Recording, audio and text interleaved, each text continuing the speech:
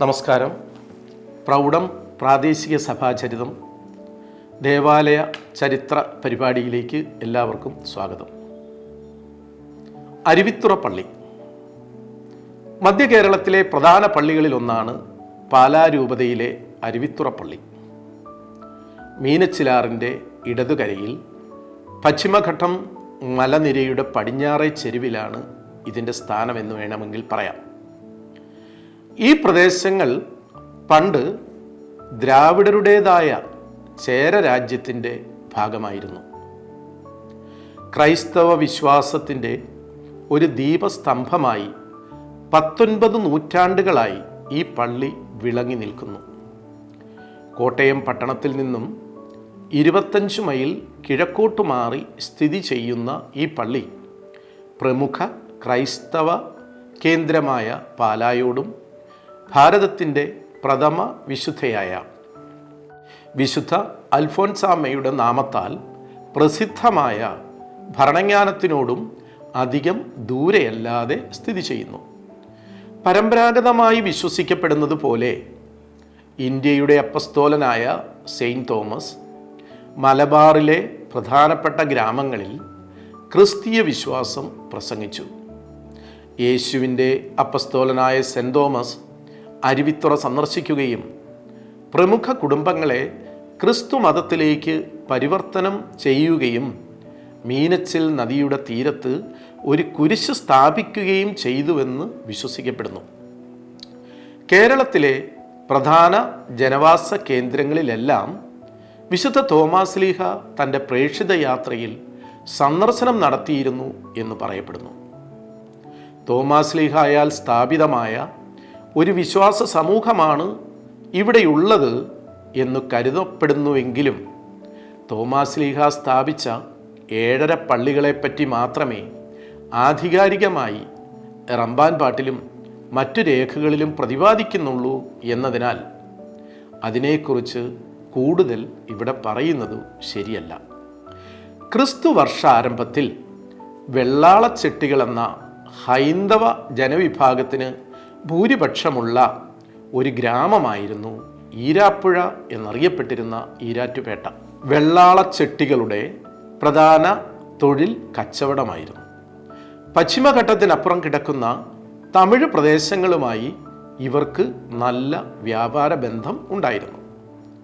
തമിഴ് വ്യാപാരികൾ അവരുടെ ശൈലി അനുസരിച്ച് ഈ സ്ഥലത്തിന് അരുവിത്തുറ എന്ന് പേര് നൽകി. അരുവിത്തുറ എന്നാൽ വെള്ളച്ചാട്ട പട്ടണം എന്നാണ് അർത്ഥം. മീനച്ചിലാറിൻ്റെ 2 പോഷക നദികൾ കൂടിച്ചേരുന്നതിനടുത്തായി പട്ടണത്തോട് ചേർന്ന് ഒരു വലിയ വെള്ളച്ചാട്ടമുണ്ടായിരുന്നു എന്നതിനാലാണ് അരുവിത്തുറ പള്ളി വെള്ളച്ചാട്ട പട്ടണത്തിലെ പള്ളിയായിട്ട് മാറിയത്. പാലാ രൂപതയിലെ ഏറ്റവും പഴക്കം ചെന്ന പള്ളികളിലൊന്നായ അരുവിത്തുറ ക്രിസ്തുവർഷം 151 സ്ഥാപിക്കപ്പെട്ടതായി വിശ്വസിക്കപ്പെടുന്നു.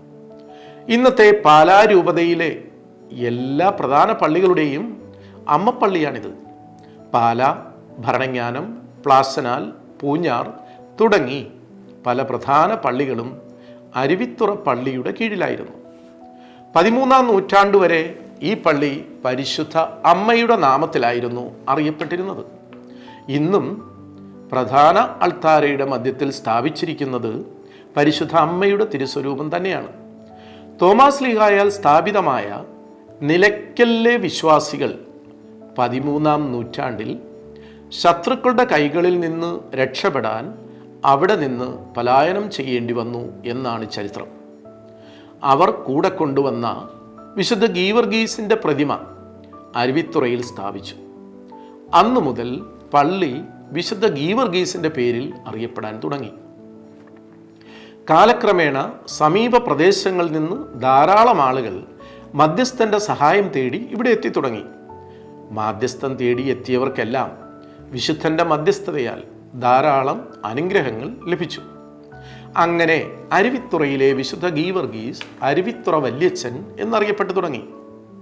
തൻ്റെ സന്നിധിയിൽ വന്ന് മാധ്യസ്ഥം അപേക്ഷിക്കുന്ന ഏവർക്കും സമീപസ്ഥനാണ് അശ്വാരൂഢനായി വാഴുന്ന അരുവിത്തുറയുടെ ആത്മീയ ചൈതന്യമായ വലിയച്ഛൻ.